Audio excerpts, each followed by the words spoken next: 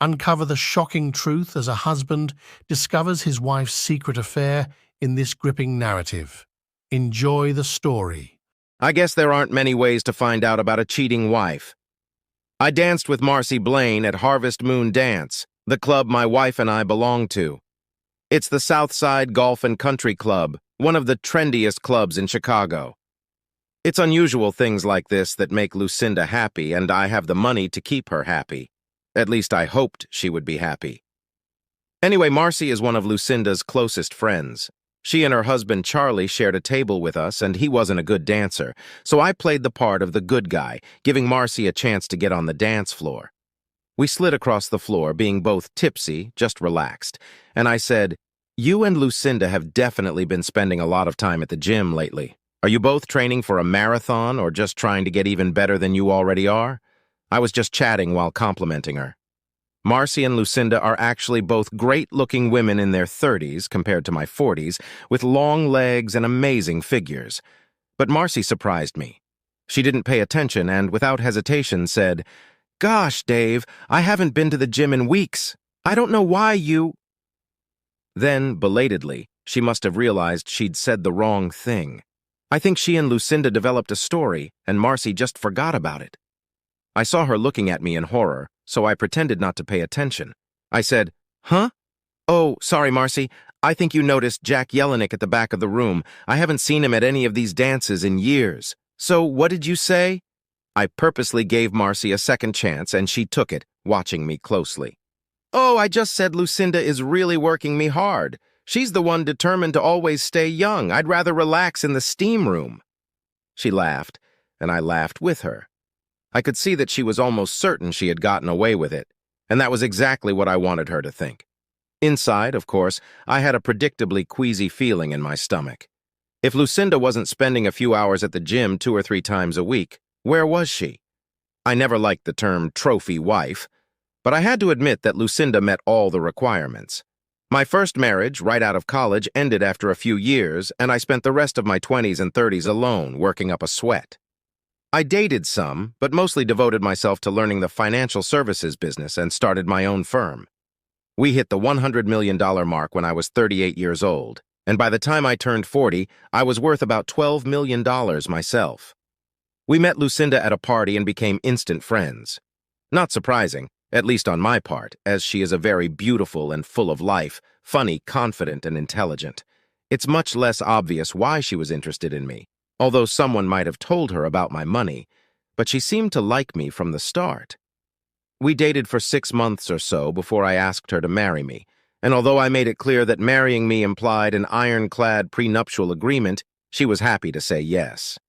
At her insistence, we had a big, fancy Chicago society wedding, followed by a 3-week honeymoon in Bali, where she basically tried to fuck me to death. Did I mention that Lucinda likes sex? Either that, or she likes to please me and knows I like sex. Either way, all the bouncing we did, before and after the wedding, made me a very happy person. Now, however, Marcy's casual reservation made me wonder if I was about to become a cliché, the trophy wife's cuckolded husband. It didn't take more than 2 weeks to figure out the sordid details. Lucinda was sleeping with Chris Remington, Director of Human Resources for Chicago Serves, the charitable organization for which she serves as a volunteer. Lucinda didn't want to work all the time once we were married, and that was fine with me. Apparently, they sweated it out in the bedrooms of various fancy hotels for months on end. God knows how they paid for the rooms, because Lucinda was careful to make sure there were no surprise charges from her Platinum Amex card. However, all this fun didn't stop Lucinda from keeping my bed warm. Our own sex life was as vigorous as ever. I didn't know if she really still cared about me, or if she was somehow aroused to jump into bed with me after returning from her boyfriend's sex. But it didn't really matter.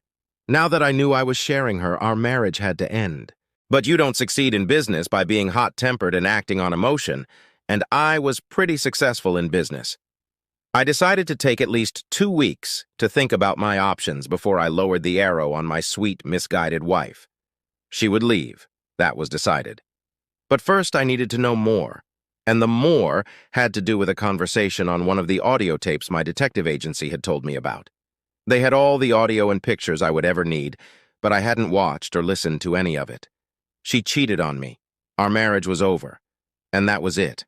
No need to torture myself, but apparently her intimate conversations started to go beyond the usual, moving into the realm of, I can hardly wait until we're together all the time, and when are you going to get all the money together and leave your husband? Stories erotic. This got my attention, so I did a little careful investigation and checking. It turned out that over the past 4 months, my loving bride had managed to sneak away over $230,000 of my money. She had been making routine ATM withdrawals, not too much at a time, but much more frequently than she used to. And she was buying dresses, shoes, and accessories with her Amex card. I never limited her budget, and then quietly returning them for cash. I know the stores wouldn't allow you to do that. My guess is that Lucinda was quietly working with them, either because she was such a good customer or because someone was getting a discount. Either way, she was getting away with it. So I caught Lucinda red-handed, but I didn't know where the money was. And I knew that $230,000 wasn't enough to keep her happy for long, so I thought, what's the rest of the plan? And decided to sit tight a little longer until I figured it all out. It wasn't until 3 days later that I got an answer. A young woman from First United Bank had called my office to discuss my safe deposit box. Actually, our safe deposit box, because it was a joint account with Lucinda. The young woman, Judy Stenberg, was obviously a good employee, attentive and proactive. She had only been working at the bank for a few weeks, having gotten the job when she returned from Sweden, where she had worked for several years and acquired a husband. So she called to let me know that my wife had made quite a scene that day. She tried to gain access to our safe deposit box, but Judy informed her that she couldn't open it unless I was also present and signed the bank ledger. It seems that Lucinda was being too demonstrative in showing her feelings, and Judy needed the help of 2 security guards to get her to leave.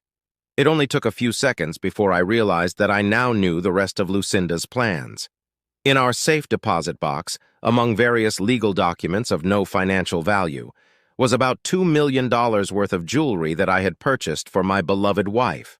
A dazzling diamond necklace, several diamond earrings, and a sapphire and diamond bracelet. I had always thought that, whatever my other charms, it was these expensive purchases of mine that convinced Lucinda of my potential as a husband.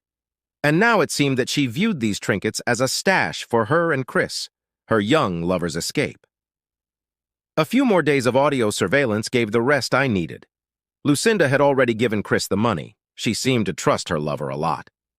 They had bought plane tickets for 2 separate and elaborate trips to Rio de Janeiro. All that was left for Chris was to impersonate me at the bank and help Lucinda get the jewelry out of the safe. After that, they'll be on their way.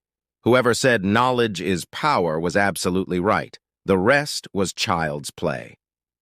On the morning of Thursday, November 19th, Lucinda wanted to wake me up early. She had a nice way of doing it, too. Then she dragged me into the shower where we played a little while we bathed.